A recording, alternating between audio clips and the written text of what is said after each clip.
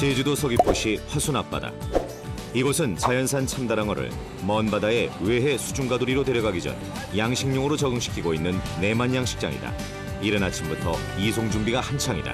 오늘 일이 그 참다랑어 숫자를 세고 그다음 크기 같은 걸 측정하는 그런 작업이거든요. 그런데 지금 그 전에 저희들이 준비했던 가두리가 좀 약한 것 같아서 좀 더 강도가 센 가두리로 교체하려고 하고 있습니다. 지금 이 강도가 세야만이 저희들이 바다에서 이렇게 수송하는데 어려움이 없을 것 같아요. 또 안전도도 높일 수 있고.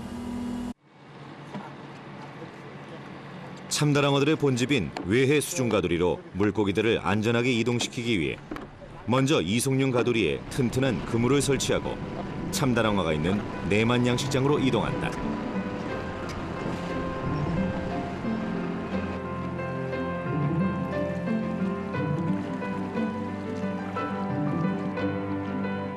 이제 이송용 가두리로 참다랑어를 옮길 차례다. 좌측에 있는 가두리가 바로 참다랑어가 들어있는 가두리. 제주도 인근 앞바다에서 포획한 자연산 참다랑어들이다. 물고기들의 이동은 두 가두리를 나란히 붙인 다음 바닷속에서 그물과 그물에 연결 통로를 만들어 이동시키게 된다.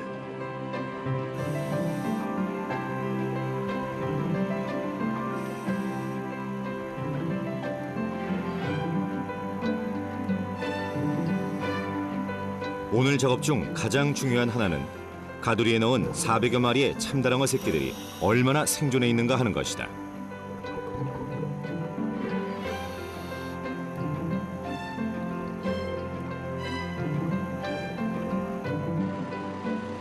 참다랑어들의 상태를 알기 위해 중요한 장비 하나가 가두리 속으로 들어간다.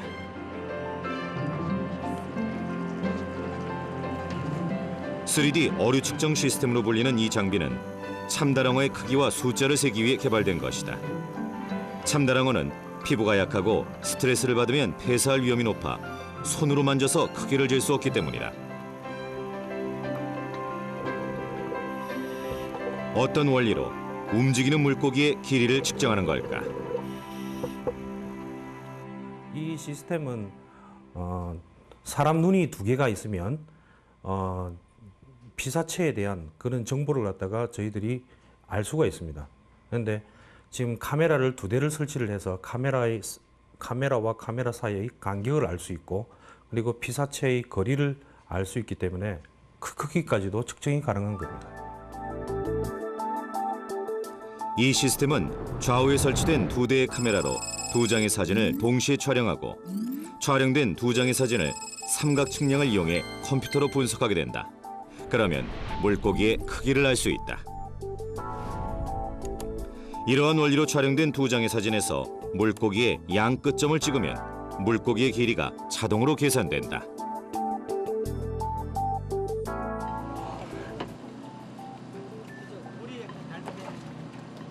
몇 마리 정도 있나요? 모르겠습니다. 그럼 이거 파악은 어떻게 하는 건가요? 제가 아까 그거 촬영한 비디오 화면을 보고 저희들 그 비디오 화면을 가지고 카운팅을 하고요. 그다음에 사이즈도 그 화면을 가지고 측정을 합니다. 어땠어요? 이제 작업은 생각보다 저희들이 그 그물 자체가 굉장히 그 밑에 추가 달려 있어서 굉장히 무거웠던 관계로 조금 좀 시간이 좀 걸렸는데 큰 물고기 참다랑어한테는 큰 어떤 피해 없이 잘 쓰인 것 같습니다. 그걸 이긴 것보다. 내만 가두리에 있던 참다랑어들을 이송용 그물로 옮기는 것으로 외해 수중 가두리로의 이동 준비가 마무리됐다.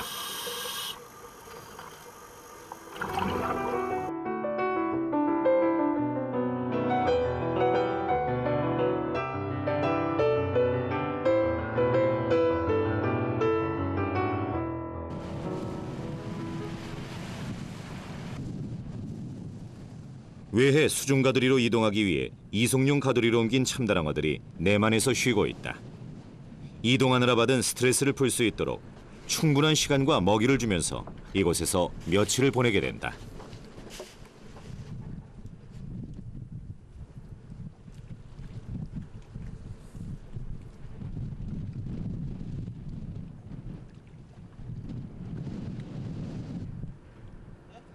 식탐이 강한 습성을 지닌 참다랑어. 먹이사슬의 제일 윗부분에 있는 포식자로 새우나 멸치, 고등어 등을 주로 먹는다.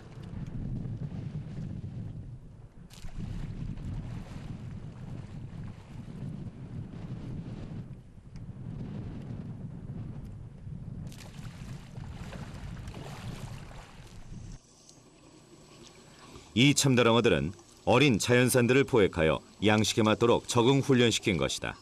아직 인공 종묘가 이루어지지 않았기 때문이다. 그래서 작년 2009년도에 제주시와 그다음에 제주시 소속인 추자도 체납기 여선주협회와 공동으로 이렇게 해서 대량으로 작년에 종묘를 포획하는 데 성공을 했고요. 그 종묘 자체를 자연산을 가축화시키는 순치 과정을 거치고 그런 것들을 또 수송하는 기술을 저희들이 자체적으로 시도하고 개발했고 그 다음에 외해 수중 가두리에 입식하는 모든 것이 저희 나라에서는 처음으로 다 시도가 됐습니다. 그런 것들을 성공적으로 수행을 해서 지금 여기까지 왔고요. 이 참다랑어들은 우리나라 외해 참다랑어 양식의 성패를 좌우하는 귀중한 자원들이라 할 수 있다. 오늘 이 참다랑어들이 있기까지 무려 2년이라는 시간이 걸렸다. 2009년 추자도 인근 바다. 어린 참다랑어가 잡힌다는 소식에 체납기 어선들이 바다로 향했다.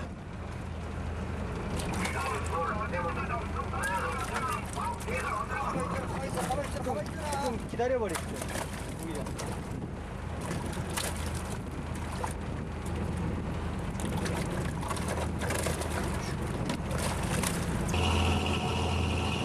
사실 자연산 참다랑어를 포획해 인공으로 키우는 것은 모험에 가까운 일이었다. 어민들 사이에서도 참다랑어는 회유성이 강해 사람이 키울 수 없다는 것이 일반적인 의견이었기 때문이다. 세계에서 가장 먼저 참다랑어 양식에 성공한 일본의 경우에도 자연산을 양식으로 키우는 데 생존율은 약 60%다. 총 8척에 비해서 한 달 동안 잡은 어린 참다랑어는 총 833마리. 우리나라 참다랑어 외 양식의 종묘가 확보된 것이었다. 앞으로 미래 양식을 위해서는 청정 영역에서 수산물을 생산해야 된다는 어떤 개념이 있습니다. 그런 과정에서 외로 양식장을 옮겼을 때 과연 어떤 어종이 맞을 것이냐, 적합할 것이냐를 연구를 많이 했는데요. 저 1단계로 저희들은 고등어에 대해서 참다랑어 유사 강한 해열성 어종이기 때문에 고등어에 대해서 실증 실험을 통해서 성공적으로 가능하다는 것을 저희들이 이제 확인을 했고요. 고등어는 참다랑어와 마찬가지로 태어난 바다를 떠나 먹이를 따라 먼 바다로 이동하며 살다가 다시 태어난 곳으로 되돌아오는 고도 회유성 어종이다.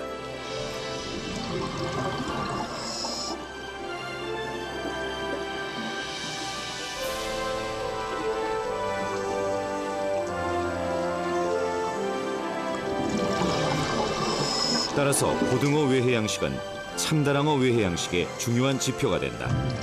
그렇다면 외해 양식이란 어떤 것일까?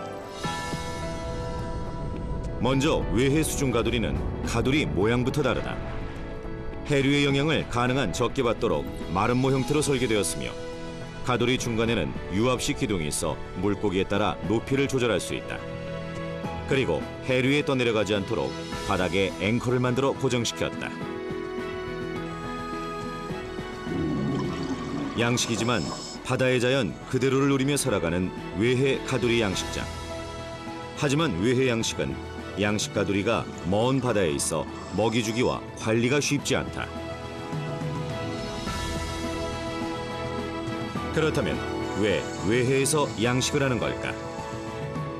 외해 양식이 제일 처음 탄생한 게 환경적인 문제입니다. 분이라든가 그다음 사료 찌꺼기 같은 것들이 발생하지 않습니까?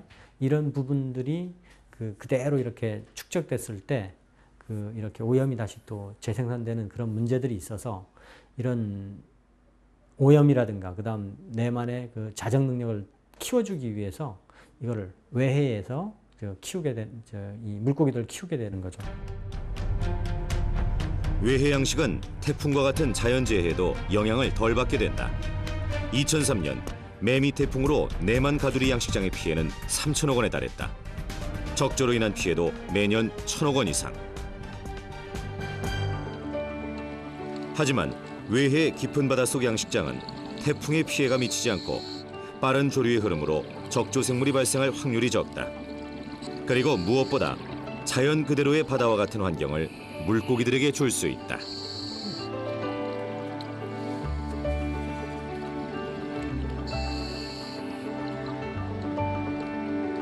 (2년간) 외해에서 성장한 고등어들. 연구팀들은 이 고등어들이 산란할 시기를 측정하기 위해 성장도 검사를 실시했다.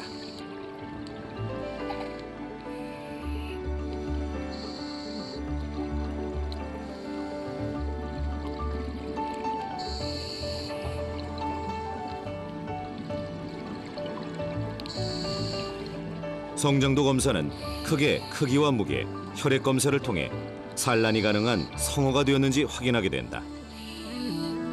고등어의 산란 시기와 습성 파악과 함께 알에 대한 특성도 연구됐다.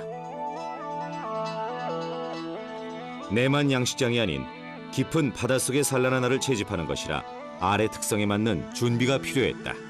알에는 유구라고 그 기름 덩어리가 좀 있어서 그것의 힘에 의해서 살짝 부상을 하게 되는데, 그 부상하는 그 원리를 이용해서 살짝 뜨게 해서 한쪽으로 이렇게 유집되게끔 만든 그런 장치입니다. 그러니까 물의 조류 흐름이 동에서 서로 있으면은 서쪽에 그거를 설치하고, 이 설치한 상태에서 다시 또 이 그물 자체가 살짝 그 위로 뜨게 만들어서 그 알의 부상력과 조류의 흐름과 이런 걸 맞춰서 지금 설치를 한 거고요. 내만 가두리의 경우에는 양식장 표면에 물을 떠서 알을 받지만 외해 수중 가두리는 물속에 있기 때문에 특별한 방법이 필요했다. 그래서 고안해낸 것이 산란용 망이다. 외해 수중 가두리 그물 밖으로 나오는 알을 망에서 모아주는 것이다. 이렇게 채취한 알들이 인공수정과 부화의 과정을 무사히 거쳐 치어를 생산하게 되면 우리나라 최초의 외해 고등어 양식이 완전히 성공하게 되는 것이다.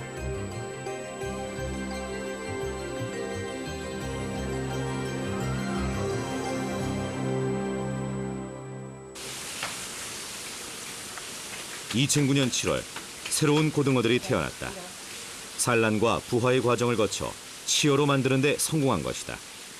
고등어 외해 완전 양식이 이루어지는 순간이며 참다랑어 외해 양식의 또 다른 가능성이 시작된 것이다.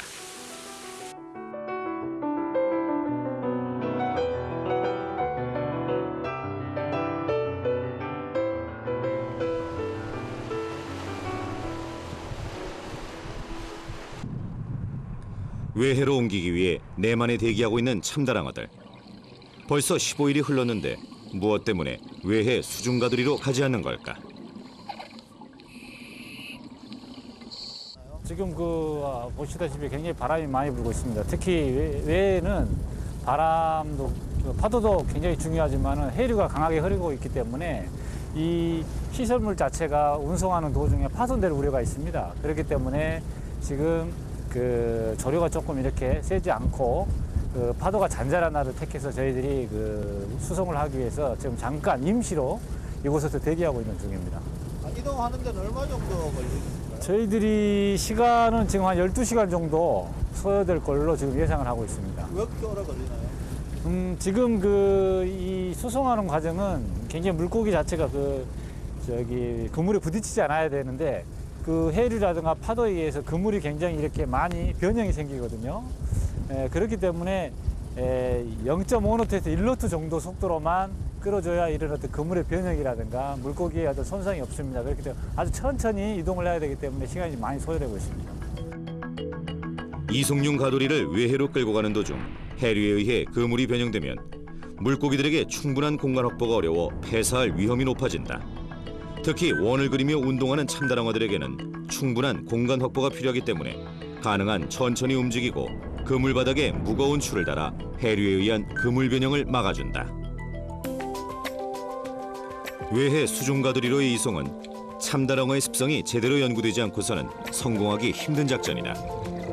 보통 물고기들은 아가미를 많이 열어 물을 뿜어내면서 산소를 공급받는데 참다랑어는 아가미 활동이 활발하지 않다. 대신 아가미를 통해 물이 빠른 속도로 들어오고 나가야 물속에 산소를 공급받는다. 멈추면 죽는다고 할 정도다. 그래서 멈추지 않고 빙빙 돈다. 뿐만 아니다. 시력이 예민하고 빛에 민감해 빛을 보면 놀라서 달리다 그물에 걸려 죽는 경우가 많다. 또 피부에 상처가 나면 폐사할 위험이 많아 외해 이동 시 여러 가지 고려할 사항이 많다.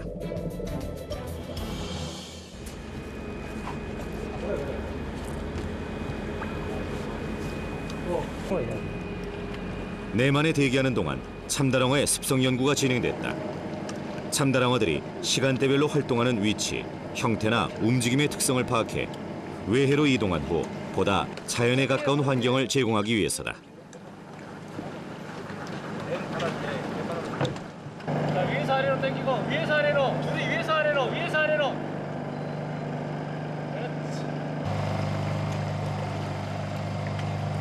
참다랑어의 생태 연구는 어떻게 진행될까? 참다랑어가 이제 유행하는 그 케이지 안에서 이 주간하고 야간하고 그러니까 햇빛이 있을 때하고 없을 때하고의 이제 수충별 유형 수심을 갖다 주요 수심을 갖다 보기 위해서 지금 하고 있습니다. 다른 어종에서는 흔히 복강 내 칩이 삽입되지만 참다랑어의 경우 피부 손상이나 스트레스를 막기 위해 초음파 카메라가 사용된다. 태아를 볼 때 사용하는 바로 그 카메라와 같은 원리다. 나뿐만 아니라 빛이 없는 밤에도 물고기들의 움직임을 파악할 수 있다. 빔이 요렇게 지금 가잖아요. 이렇게 가는데 빔이 그 그물이 요렇게 돼 있으면 요쪽에 지금 비추거든요. 네, 8m. 일주기를 보고자 하면 일출, 일몰 뭐 거의 한 24시간 정도는 봐야 됩니다. 그래서 저희가 지금 한 4시부터 시작을 해서 그 다음 날 다음 오후 4시 24시간 정도 저희 계속 모니터링을 할 겁니다. 그럼 모니터 할 동안 계속 여기 있어야 돼요? 예, 여기서 계속 이제 보면서 순간순간 이게 모니터링을 해야 되고 나중에 정량적인 데이터는 이제 랩으로 돌아가서 이제 데이터를 분석하게 되는 거죠.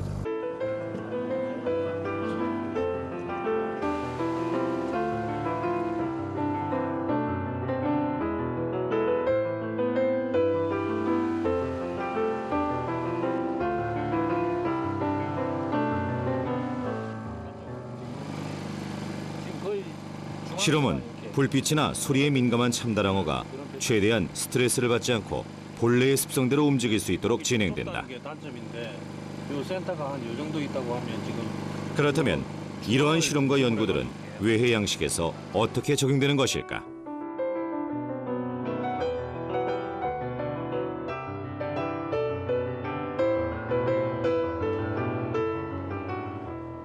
그다음에 해질녘 24시간 관찰 실험이 끝나면 참다랑어의 유형 분석이 시작된다. 여기 지금 지나가는 것들이 보통 여기 4m, 5m 안에서 지금 거의 유형이 되고 있습니다. 그리고 완전히 야간이 됐을 때는 이렇게 8m 이상으로 완전히 수심층이 변합니다. 그래서 참다랑어의 유형을 분석한 결과 해뜰녘과 해질녘에는 수면 가까운 쪽에서 유영하고 한밤중에는 가돌이 제일 깊은 쪽에서 움직이는 것을 확인할 수 있었다. 이번 실험 결과 가돌이 안의 참다랑어에게서 기존 연구와는 다른 유형 패턴을 발견해냈다. 야간에 유형 반경이 좁아진다는 사실이었다. 우리가 앞으로 반드시 또 해야 될 일은 이제 위에 수중가들에서는 어떤 패턴이 나오는 건지 그게 굉장히 궁금하고요. 과연 이제 외 수중가들 같은 경우는 여름철 수온 약층이 좀 발달이 되는 면이기 때문에 수온에 따른 어떤 유형 수심의 차이도 꼭 밝혀내야 저희들이 그 사육 관리하는 데 큰 도움이 될 것 같습니다. 이러한 연구들은 외해로 옮긴 후에도 계속되어 우리나라만의 자료로 축적하게 된다. 들어갔을 때 오히려 저런 부분에서 상당히 이점이 있지 않을까 생각해요. 그러니까 수중가피 같은 경우는 일본의 경우 40년간 축적된 노하우가 있지만 우리나라는 일본과 양식 환경이 달라 모든 것이 처음인 셈이다. 어떤 자기네들의 그 방어 본능. 그렇다면 참다랑어 양식을 세계 최초로 성공한 일본에서는 어떻게 양식되고 있을까?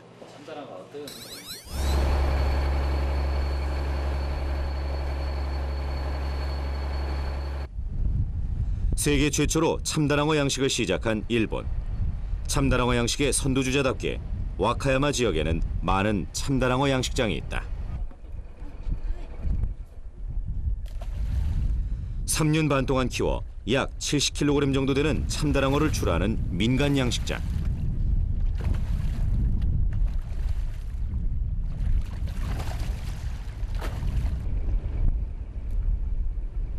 참다랑어를 출하하기 위해 먹이를 던져준 후 전기 충격기가 달린 낚싯대로 유인해 잡는다. マグロはタイと違ってあまり体を扱うことができない体が擦れてしまうからだからなるべく触らないようにそして網に擦れないようにですねそういうことをしなければすぐ死んでしまいますので、マダイと違う難しさというのはそういうところが一番多いですね。それと1匹の体重が大きいから網ですくうということができないですから、取り上げる時にそれなりのノウハウが必要だということになると思いますね。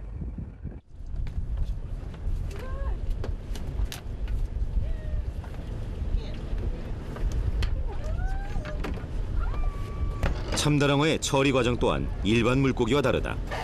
이 처리 과정이 제대로 되지 않으면 상품의 가치가 떨어지기 때문이다. 그 이유는 무엇일까? 참다랑어는 그 열을 다른 어류에 비해서 열을 발생하는 그 능력이 굉장히 뛰어납니다. 스트레스를 받게 되면 근육 자체의 체온 자체가 상승하면서 살이 뭐라고 표현하죠? 그 익어버린다는 그런 현상이 일어나기 때문에 스트레스를 받지 않고 빨리 직사를 시켜서 처리를 해야 됩니다.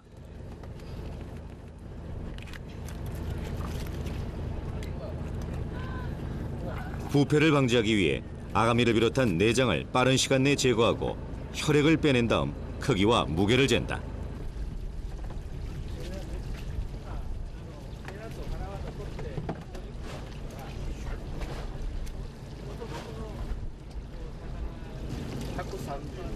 오늘 잡은 참다랑어는 길이 136cm, 체중은 아가미와 내장의 무게를 빼고 50kg 정도다. 그리고 나면 곧바로 12시간에서 24시간 정도 얼음물에 담가 참다랑어의 체온을 완전히 하강시킨 후 출하한다.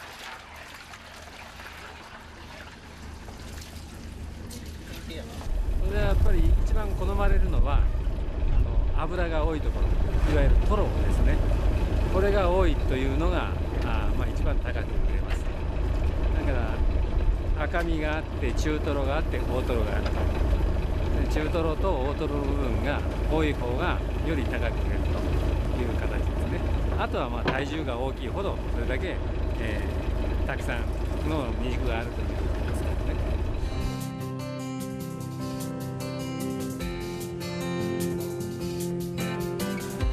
바다 위나 양식장에서 이러한 처리 과정을 마친 참다랑어들은 어시장에서 경매를 받게 된다.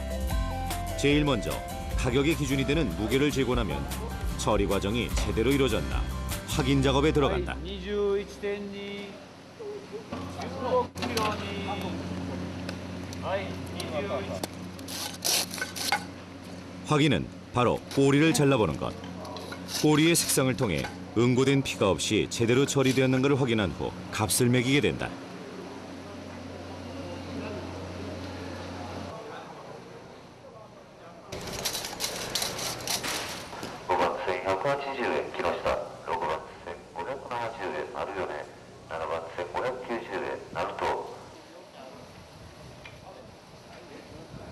전 세계에서 생산되는 참다랑어의 80%를 소비하는 일본.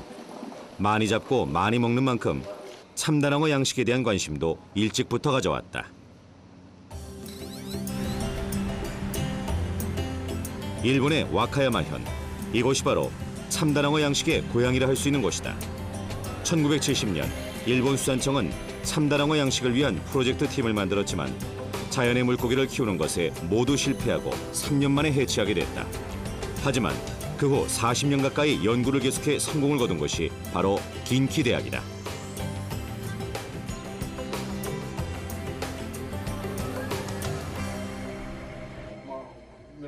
그 오랜 역사를 고스란히 말해주는 전시품이 하나 있다.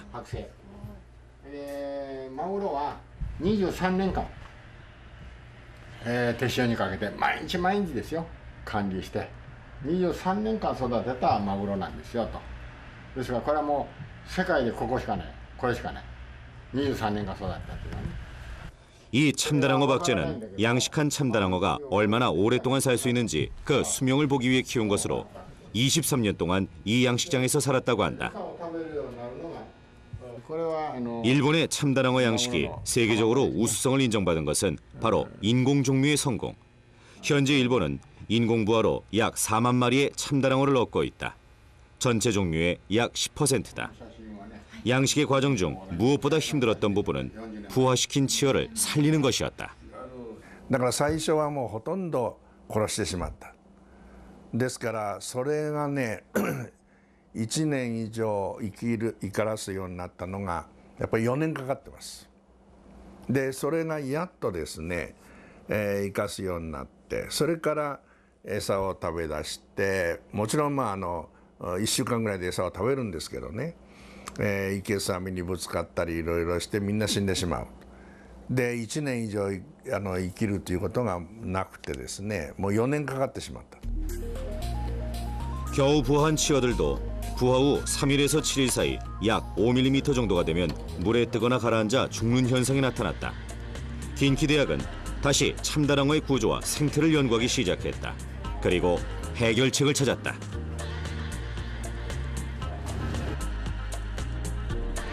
자유로운 유형 활동이 불가능한 어린 치어들이 물에 떠서 죽는 것을 막기 위해 수조의 물표면에 기름막을 만들어 치어들이 공기 중에 노출되지 않도록 했다.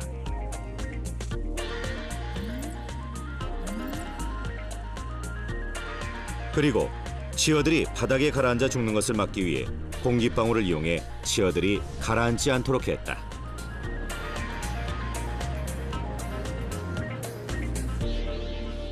표면にフィードオイルをですね、オイルをパッと流して、で空気と遮断してるわけですね。そういうことをして、一つは難を逃れると。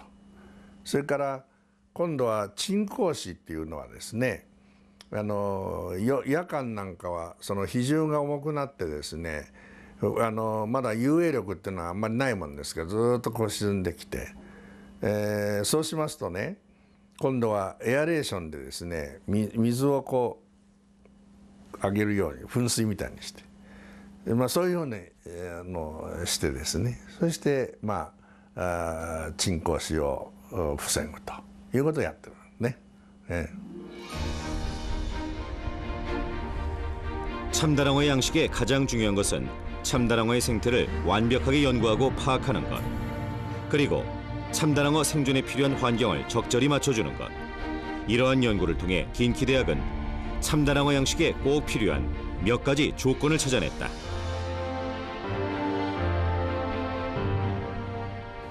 一つはね、海水のその深さ、海の深さ。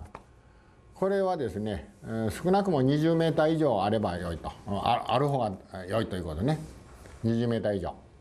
それから潮の流れ、先ほど言いましたが、内湾とはいえやっぱり少し水の流れのあるところで養殖せないといけませんが、1ないし2ノット、水の流れのね、ノットって言うんだけど流れあること、それからね、水温がありますね。水温は最低でも13度は必要であろうと。 긴키대학의 내만 양식장 위치는 그야말로 천혜의 조건이다. 반도의 뒤쪽, 섬의 그늘, 태풍이 와도 바람이 한 번에 닿지 않는 곳. 더구나 이곳은 양식장 앞쪽에 커다란 자연섬이 있어 태풍을 막아준다. 그렇다면 제주도의 환경은 어떨까? 제주도는 일본의 긴키대학과 다른 조건을 갖고 있다. 이곳에는 해류나 바람을 막아줄 천혜의 조건이 없다. 하지만 제주도는 수온이 맞고 육지에서 멀리 떨어진 청정바다라는 점에서 참다랑어에게 좋은 환경이다. 그래서 우리 연구팀이 선택한 것은 외해의 깊은 바다. 그렇다면 외해 수중가두리는 어떻게 정해지는 걸까? 그쪽 지역 같은 경우가 약간 조류가 좀 느리고, 그다음 그 해저면이 상당히 평평한 해저면이 넓게 분포되어 있습니다. 그래서 그 외해양식을 하는데 그 넓은 해역을 그 외해양식 단지로서 개발할 수 있는 그런 여건을 갖고 있어서 그쪽을 선택하게 됐죠. 양식지 선정을 위해선 먼저 조류의 세기를 측정해 가두리가 버틸 수 있는 정도인지 확인하고, 바닥을 스캐닝하여 주변에 계곡이나 큰 바위 등 장애물이 없이 평평한지도 확인한다.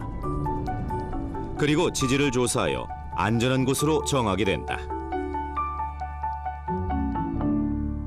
외해에서 가장 중요한 환경적인 요인은 첫 번째로는 태풍입니다. 저희 지역에는 태풍이고, 또 두 번째는 이제 또 바다 강한 조류. 세 번째로는 바닥 상태. 이것이 제일 중요하다고 볼 수가 있습니다. 또 저희들은 이제 외해에 떨어져 있다 보니까 내만과 같이 적주의 피해가 없지만 별도로 태풍과 같은 그런 것의 안정성이 입증되어야 된다는 것이 되게 중요합니다. 그러한 조건들이 충족된다면 외해는 물고기들에게 풍부한 산소를 줄 수 있고 적조 발생이 적으며 불빛이나 소음 등 외부적 영향을 막을 수 있어 자연과 가장 비슷한 환경을 줄 수 있다는 장점이 있다. 외해 수중가두리가 선정되면 내만에 있는 참다랑어를 외해로 옮기는 작업이 시작된다. 이때 가장 중요한 것은 사람의 손에 물고기가 닿지 않도록 하는 것. 몇 번의 시행착오와 연구 끝에 연구팀은 특수한 낚시 바늘을 만들었다.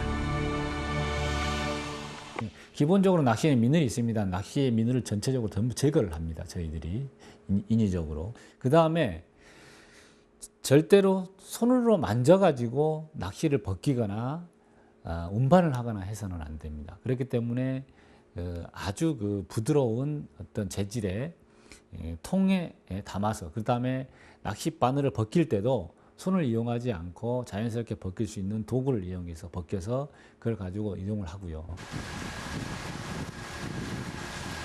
참다랑어가 성장함에 따라 내만 양식장에서 외해 수중가두리로 이동은 필수 상황이다. 이때 참다랑어들이 스트레스를 덜 받고 안전하게 외해 수중가두리로 이동하기 위해 이송용 가두리 그물의 강도와 무게, 그리고 가두리의 이동 속도까지도 연구됐다. 옮겨갈 때는 가장 중요한 것이 가두리의 그물의 형태가 변형이 최소화시켜야 됩니다. 그 가두리 그물이 들려지거나 변형이 생겼을 경우 참치가 이용할 수 있는 공간이 좁아지기 때문에 참치들이 폐사할 수 있는 가능성이 상당히 높아지기 때문에 그런 게 가장 유의해야 될 점입니다. 참다랑어가 점점 자라면 크기가 크고 무거워지며 활동량도 많아 수조에 넣어서 옮길 수가 없게 된다. 더구나 사람이 손으로 만지면 폐사할 위험이 있어 내만 가두리를 통째로 외해까지 옮겨야 한다.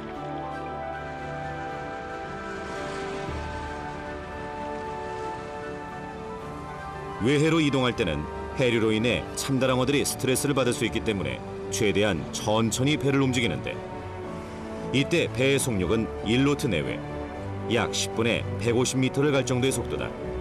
그러다 보니 보통 밤을 꼬박 세워 이동하게 된다.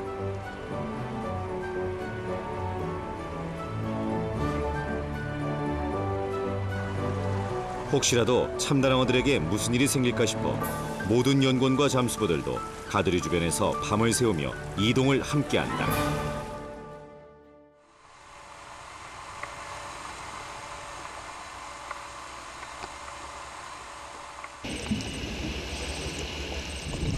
(12시간의) 긴 여행 끝에 참다랑어들이 외해 수중가두리에 안전하게 도착했다. 이곳에 도착하면 하루 정도 바다에 적응하는 기간을 거친 후 외해 수중가두리로 옮겨지게 된다.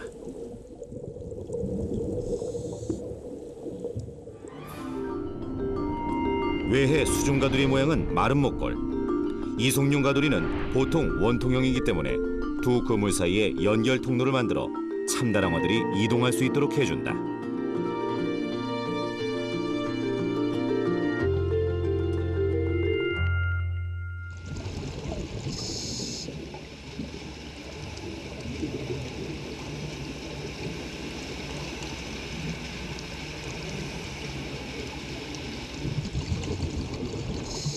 먹이로 유인해 참다랑어들이 자연스럽게 외해 가두리로 이동하게 도와준다.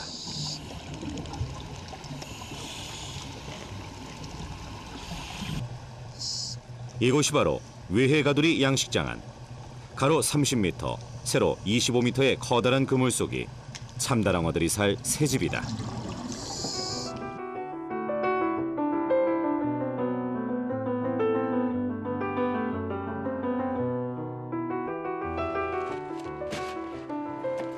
외해에서 사는 물고기들은 어떤 먹이를 먹게 될까?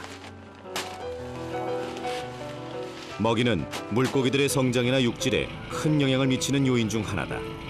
따라서 물고기들의 소화 능력을 돕고 성장에 맞는 단백질과 지방 등을 고르게 공급할 수 있는 먹이에 대한 연구가 계속되고 있다. 그렇다면 일본의 경우엔 어떤 먹이를 주고 있을까? 긴키 대학의 연구소에서는 2002년부터 참다랑어 배합 사료를 테마로 연구가 진행되고 있다. 참다랑어는 1cm 이하의 작은 크기에서부터 2, 3m까지 자라기 때문에 시기에 따른 먹이 연구가 중요하다. 일본에서의 성과는 어느 정도일까?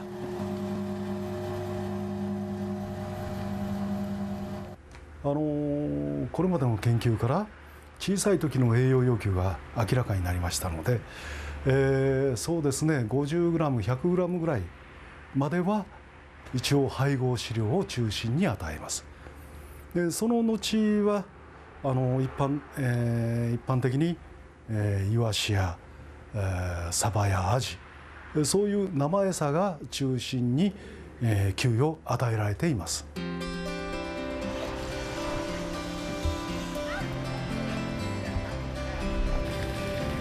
아직까진 일본에서도 어린 참다랑어의 먹이 연구만 완성된 상태다.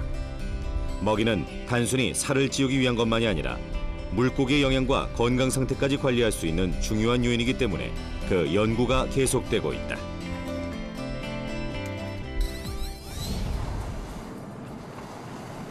특히 우리나라는 외해에서 행해지는 양식이기 때문에 우리만의 특별한 연구가 필요한 부분이다. 현재 외해에서 키우고 있는 고등어나 줄돔에게는 소화 능력을 고려해 배합사료를 주고 있다. 배합사료를 줄 때는 배 위에서 물과 함께 사료를 섞어 호스를 통해 가두리 안으로 먹이를 넣는다.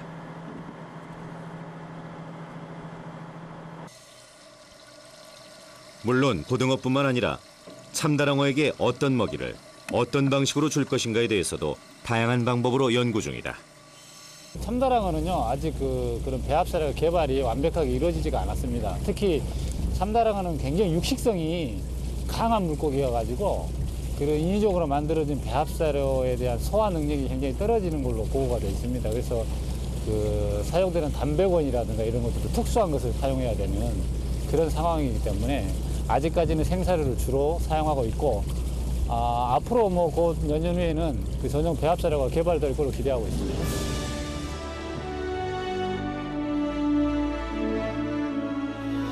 이제 이 참다랑어를 3, 4년 정도 무사히 키워 어미로 만든 후 인공수정과 구화에 성공하면 완전 양식이 된다.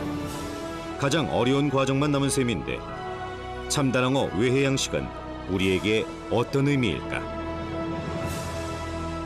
오염 문제라든지 환경 문제라든지 질병 문제라든지 어류 양식에 있어서는 상당한 한계점에 와 있다고 보아도 됩니다. 그래서 이 정부 정책이라든지 우리가 연구 방향이 앞으로 외양식을 가지 않고서는 우리나라의 양식 산업에 미래가 없다. 그렇기 때문에 저희들이 당연히 외양식으로 가야 되고 그래서 저희들이 다가온 미래 외양식을 열심히 준비하고 있습니다.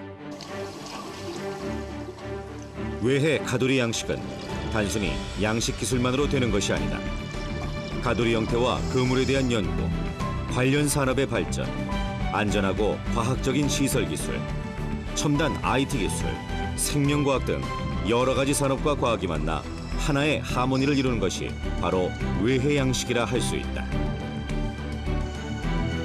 참다랑어 외해 양식, 아직 갈 길이 멀다.